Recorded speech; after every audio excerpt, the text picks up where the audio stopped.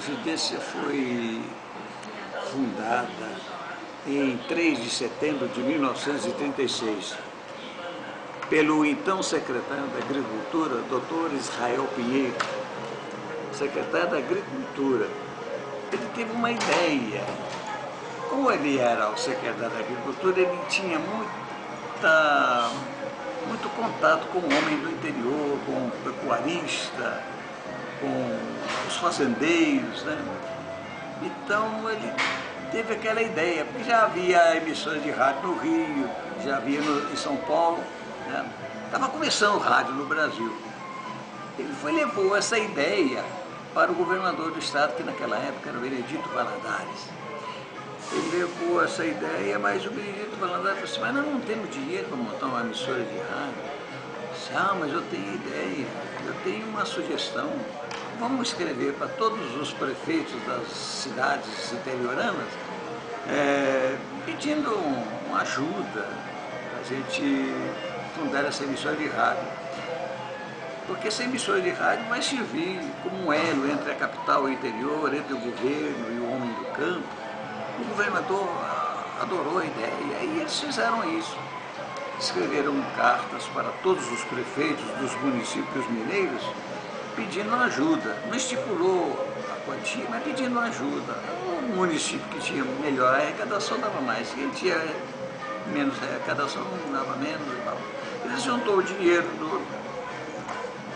dos prefeitos, mais o dinheiro do estado e fundaram a Rádio Confidência, que teve como primeira sede na Feira Permanente de Amostras. Era um prédio que tinha na Praça Rio Branco, né? No início da Avenida Afonso Pena, um prédio bonito, prédio alto, né? Minha avó foi muitas vezes lá, que ela disse. Hein? Minha avó foi muitas vezes. Sua avó, né? Ela deve ouvir meu programa também. Eu vou perguntar. Fala com ela, Clube da Saudade, na AM 880, toda noite, tá? 10 horas da noite. Manda ela ouvir. Tá, eu falo. Mas, voltando à vaca congelada, nossa primeira sede foi nesse edifício da Feira Permanente de Amostras. Um prédio muito bonito, né? E ali funcionava então a Rádio Confidência e mais alguns departamentos da Secretaria da Agricultura. Funcionava também a redação de um jornal que era do estado também, chamava-se o Minas Gerais. Não, Folha de Minas, que funcionava ali também, hoje já está extinto, né? Mas a rádio foi crescendo e prestando esse serviço que era para a qual ela foi criada, né? De servir de elo entre o governo e o interior do estado, entre o homem do campo e a capital. E na mesma semana, eu tenho uma curiosidade, na mesma semana que foi inaugurada a Rádio Confidência, criou-se um programa, ideia do secretário da Agricultura, né, Israel Pinheiro, um programa que chama assim, A Hora do Fazendeiro. E esse programa, A Hora do Fazendeiro, está no ar desde aquela época, desde setembro de 1936 até os dias atuais, ininterruptamente no ar. Então é o programa de rádio mais antigo do mundo. Está no Guinness Book, né? Então, a Rádio Confidência, ela, com o advento da televisão, ela sofreu um pouco, todas as emissoras de rádio do Brasil sofreram e não puderam continuar com o que fazia, porque era programação toda ao vivo. Tinha um cast de radiatores que fazia novela, nós tínhamos um cast de comediantes, né? Nós fazíamos programas humorísticos todas as noites, tinha novela, orquestras. Então, com o advento da televisão, isso ficou prejudicado, porque as verbas publicitárias iam para a televisão e a fatia do rádio ficou muito pequena. E não dava mais para ter essa despesa enorme que era músicos, cantores, radiadores. Então a rádio teve que trilhar por novos caminhos, criar um outro caminho, como prestação de serviço, utilidade pública, o jornalismo, o esporte. E estamos até os dias atuais. Aqueles músicos, aqueles cantores, todos eles já foram todos dispensados, mas não foi só. Esse fenômeno não se deu só com a Rádio Confidência, não. Com todas as emissoras de rádio do Brasil, não há condição. Depois, com o advento da televisão, ficou muito difícil uma emissora de rádio ter um cast enorme, 400 e tantos funcionários, não tinha mais condição. Mas nós estamos aí trilhando esse caminho e prestando um bom serviço à comunidade. Com certeza. E quanto tempo que você está aqui? Eu estou desde menino, eu não conta para ninguém não, mas eu comecei em 1948. Nossa. São 63, mais de 60 anos. É 64. Hein? 64, vai fazer esse ano. Mas não, eu estou muito bem, feliz, faço o que eu gosto. É um prazer que a gente tem. O rádio, como diz o adágio popular, é uma cachaça. Você começa a fazer rádio, não sai mais. Você, por exemplo, eu perguntaria, você está fazendo comunicação. Que área você pensa assim, o que eu vou seguir dentro desse universo da comunicação? Você já pensou nisso? Já, mas eu já mudei de ideia muitas vezes. Mas muda mesmo. O dia que você visita a televisão, você entusiasma. O dia que você vê o rádio, você entusiasma com o rádio. Agora eu, particularmente, eu não quero influenciar você, mas o rádio é, sem dúvida, o veículo de comunicação mais importante inventado pelo homem, com uma vantagem, não tem imagem. Então, porque a imagem, você vê uma pessoa, você imagina uma pessoa, você vai ver essa pessoa na televisão, você tem decepção.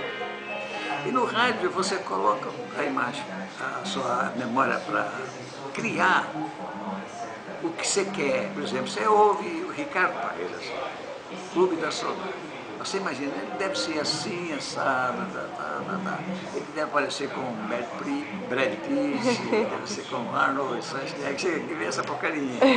Então isso é muito interessante, que as pessoas põem a memória para funcionar, põem a ideia, a imaginação, né? Você imagina o que você quer e é muito bom o rádio, sobretudo o rádio AM, que é um excelente companheiro. Eu tenho um ouvinte, ele é caminhoneiro, e ele escreve sempre para mim, dizendo que eu continuo te ouvindo, e sempre com o meu radinho ligado ao meu lado. E eu falo, você é o grande companheiro, e é o companheiro de todas as horas, porque você ouvindo o rádio, você está dirigindo na estrada, você está ouvindo uma emissora de rádio, AM, tem sempre alguém falando, alguém contando uma história, lendo uma poesia, como o meu caso, lendo uma poesia, lendo uma mensagem, e você se sente acompanhado, como se tivesse alguém do seu lado, né? Você ouve música, você ouve curiosidade, poesias, você vai e a sua viagem fica mais agradável do que só ouvindo música que dá sono, né? E você ouvindo uma rádio assim como um falatóriozinho, umas mensagenzinhas, é muito bom, é um bom companheiro. E qual que você acha que é o diferencial maior da rádio dentre as outras que tem em Minas Gerais? Você fala da Rádio Confidência? A Rádio Confidência ela faz praticamente o que as outras emissoras fazem. A diferença é que nossa rádio é eclética. Eclética, o que seria a eclética no caso da Rádio Confidência? Ela toca música, ela faz noticiário, ela transmite futebol, ela participa de todos os eventos culturais de Minas, né? É uma emissora do governo e, como emissora do governo insubordinada à Secretaria da Cultura, ela tem por obrigação de mostrar o que está acontecendo em Minas, né? Não fica só bitolada na notícia e no esporte, não. Nós fazemos cobertura num festival de cinema em Tiradentes, fazemos cobertura num festival de gastronomia, nós fazemos cobertura esportiva, nós temos nossos noticiários o dia inteiro, nós temos noticiário, entendeu? Nós temos grande jornal de integração, por exemplo, de manhã, que as emissoras de rádio do interior entrem em cadeia com a Inconfidência, e nós temos um grande jornal que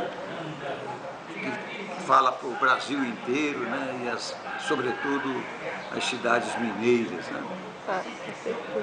Eu queria saber também, na época da ditadura, como que era trabalhar, viver aqui na rádio? Era muito ruim que a gente vivia sob pressão, né? Tudo que a gente fazia, a gente tinha que levar na Polícia Federal para pegar a autorização.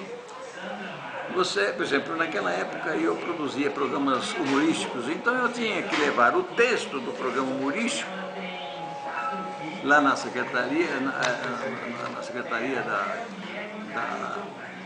Polícia Federal, era ali na Praça Raul Soares, na rua Guajajara, perto da Praça Raul Soares. Eu tinha que levar lá, o assessor olhava aqui, lia e tal, não entendia bem, mas botava lá assim, censurado. Foi uma burrice total, né, que aconteceu, né? Censura não existe. Censura em rádio, censura na imprensa, isso aí é um pecado. Porque nós temos que ter liberdade de expressão, não é isso? Então, quantas vezes eu fiquei prejudicado porque eu escrevia um programa, o programa ia à noite e eu chegava lá e eles me censuravam uma cena, eu tinha que voltar correndo para a rádio, ou repetir um programa antigo, ou adaptar aquele programa, porque senão eu não podia ir para o ar. E não só programas, como noticiário, tudo isso tinha que passar pela censura. E outra coisa, naquela época ali, você chegava na rádio, você se sentia assim humilhado, porque tinha soldado com metralhador pendurado no ombro, soldado andando dentro da sala, coronel para lá, para cá, é um negócio assim terrível. Graças a Deus esse tempo passou, esquecemos e a vida continuou. Né? Então você não acha que o período da ditadura foi bom em nenhum sentido, não? Para quem? Nenhum sentido. Para o trabalho da rádio, nem para sua vida? Você não acha que foi bom em nada? Eu não acho que tenha sido bom, não. Eu acho que piorou, porque nós passamos, eu não sei, as outras emissoras, eu digo a Rádio Confidência. A Rádio Confidência, como uma emissora do governo, teve que aceitar tudo que eles mandavam fazer, a gente aceitava.